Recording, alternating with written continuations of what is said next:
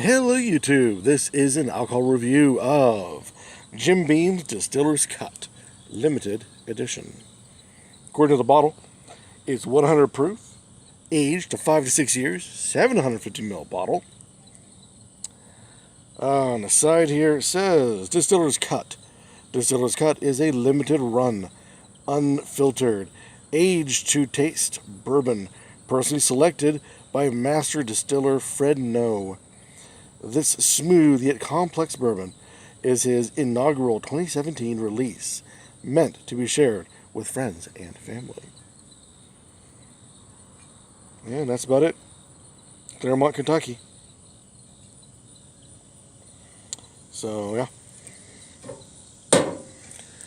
Saw this. Looked like I just had to give it a try.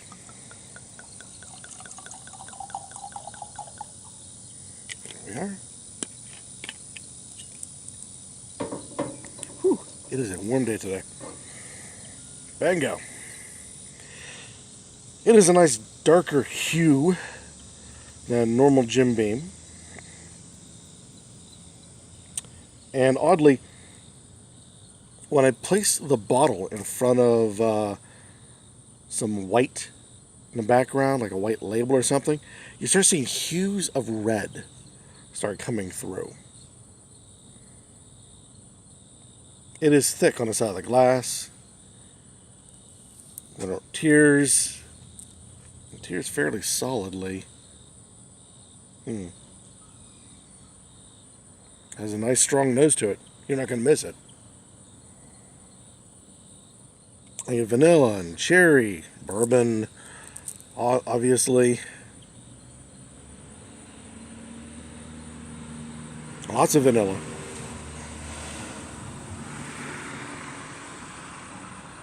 A little bit of stone fruit here and there. Yeah, I can still see the red.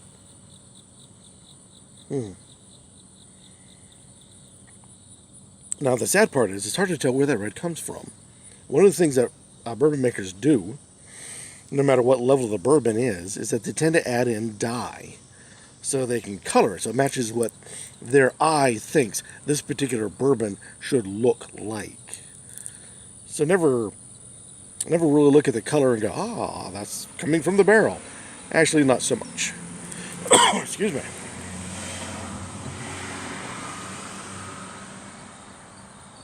But yeah, there is a cherry note to it. Alrighty.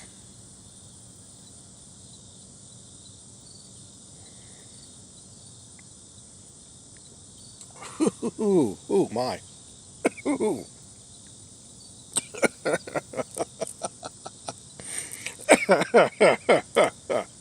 Well, that's an experience. They weren't kidding about the 100 proof. Ooh. Now,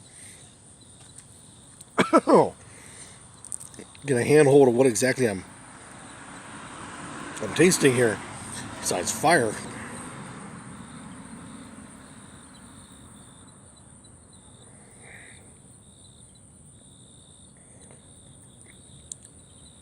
Well, very odd. Lots of cherry. Vanilla, your standard bourbon flavors. Stone fruits. Everything the nose picks up. You're getting there in the palate. The funny part is that it comes in immediately. It's very smooth, very nice at the start. Then the roller coaster begins.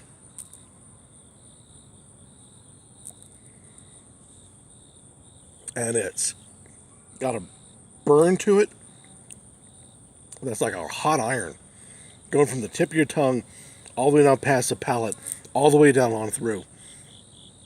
And it stays there until there's no taste buds left. It has a bit of that ethanol chemical taste at the very end as well. But hang time is about medium length in comparison to many other bourbons that are out there.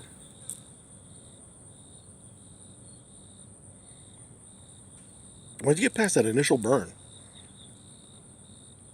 It gets nicer and nicer and nicer. There is orange in there.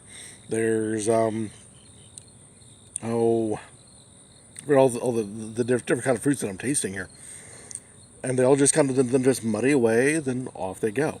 But that initial sip, whew, it's burning, it's biting, it's everything else. But oddly, not in the beginning of the taste.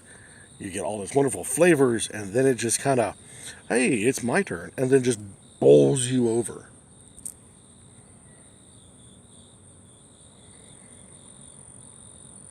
With all these flavors that come out of it, this is not something that I would mix in any kind of cocktail. This is definitely to sip straight, but it's really heavy bodied for something with only like a medium hang time. So this would be something that would go, well, see, it's by the taping of this particular review, we're in the heat of summer. That's all the sweating and flies and mosquitoes and whatnot. So it's a little heavy for now. I would say add ice to it, and then it'll be pretty good. But the problem is, ice knocks out 70% of the flavor just by the sheer cooling effect of the ice. And this has so many layers to it. You really don't want to do that. Like I said, it's only offensive in that very first or two sips. After that, when your mouth gets used to the burn, it is an interesting trip of all these different flavors that you expect a bourbon to have that usually don't. So, but with that heavier mouthfeel, heavier flavors, even though the medium hang time is involved, I would have to say this would be better in a cooler temperatures. Say fall, say springtime. When things are getting kind of medium sort of temperatures. I don't know if it's got the body for a hard winter. I know it's a little too much for a hot summer, but maybe a cool summer night, a warm winter. I don't know, something along that line. Something where you need a jacket. This would be a great time to fit this in. And definitely neat. Like I said, I add a little bit of water to it to help open it up, help bring it out. Spring water, that is.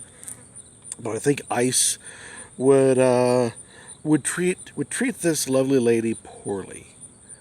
And definitely a cocktail, no. There's a time and a place for that kind of idea, and it's not with this. Give it a try. See what you think. It's one of the better Jim Beams I've tried, I must say. And it's Distiller's Cut. Limited release, I believe. Yeah, limited release. By Fred No. Name's familiar, but that's about as far as I can get with it. I kind of lost a lot of my contact with the bourbon community a while ago, so I don't know. He could have been around for years or brand new, for all I know. Either way, Distiller's Cut, Jim Beam. If you can find it, give it a try. See what you think. Any comments down below be warmly accepted, of course. Or better yet, go out, buy it, try it. This is Jim Beam, Distiller's Cut. Make a video of yourself on the YouTube, telling the rest of us in the YouTube community your thoughts about this particular product. And until next time, keep on drinking.